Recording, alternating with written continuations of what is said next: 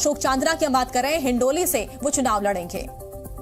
और इस बीच एक बड़ी खबर आ रही है, मध्य प्रदेश के लिए बीजेपी की एक और लिस्ट आ गई है। इस वक्त की बड़ी खबर, बीजेपी की लिस्ट में 92 उम्मीदवारों के नाम शामिल हैं।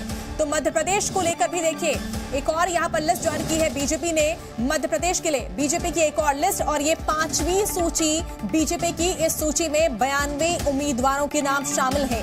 एक के बाद एक लगातार बीजेपी सूची जारी कर रही है मध्य प्रदेश में होने वाले विधानसभा चुनाव को लेकर। अब ये नई सूची आई है, 5वीं सूची बताई जा रही है, जिसमें 92 कैंडिडेट्स शामिल है। देखना यह है कि किन किन को इस लिस्ट में शामिल किया गया है।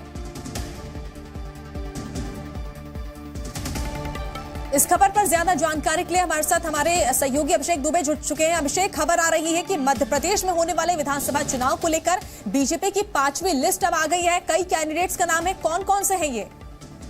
हाँ बिल्कुल, देखिए बीजेपी की 5वीं लिस्ट आ गई है और 94 कैंडिडेट बाकी थे, जिनमें से 2 को रोक के 92 लोगों का नाम जारी कर दिया गया है बीजेपी की तरफ से। 2 वो सीटें होंगी जिस पर अभी माथापच्ची चल रही होगी, जिस पर पेंच फंसा होगा, जिस पर कई कैंडिडेट होंगे, उस पर अभी बीजेपी मंथन कर रही है और जल्द उसका भी नाम जो 2 है वो हो सकता है कल तक जारी कर दे बीजेपी। 92 सीट है और इसमें तमाम जो लोग हैं, विजयपुर से बाबूलाल से टिकट यहां पर मिला है। ये बड़ी जानकारी यहां पर निकल कर सामने आ रही है। और ऐसे में ही देखिए, बीजेपी की जो 5वीं लिस्ट है, अर्चना चिटनिस को बुरहानपुर से मौका मिला है। ये कई बड़े नाम जिनको कहां से मौका मिला है चुनाव लड़ने का, ये हम आपको एक एक करके बता रहे हैं। रेगांव से प्रतिमा बागरी को टिकट मिला है, अर्चना चिटनिस को भी देखिए टिकट मिला है। तो उषा ठाकुर को अम्बेडकर से, देखिए अंबेडकर नगर से यहां पर मौका मिला है, टिकट मिला है। माया सिंह को ग्वालियर पूर्व से टिकट मिला है। एक एक करके नाम हम आपको बता रहे हैं। प्रतिमा बागरी को रैगांव से टिकट दिया गया है। अर्चना चिटनिस को बुरहानपुर से टिकट मिला है।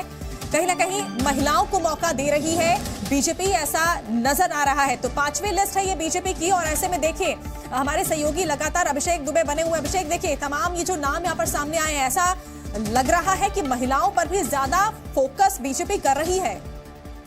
बिल्कुल, देखिए राजस्थान की भी जो लिस्ट आई है उसमें भी 10 महिला को टिकट दिया है बीजेपी ने और इसमें भी कई महिलाएं हैं लिस्ट में 92 सीटों में से।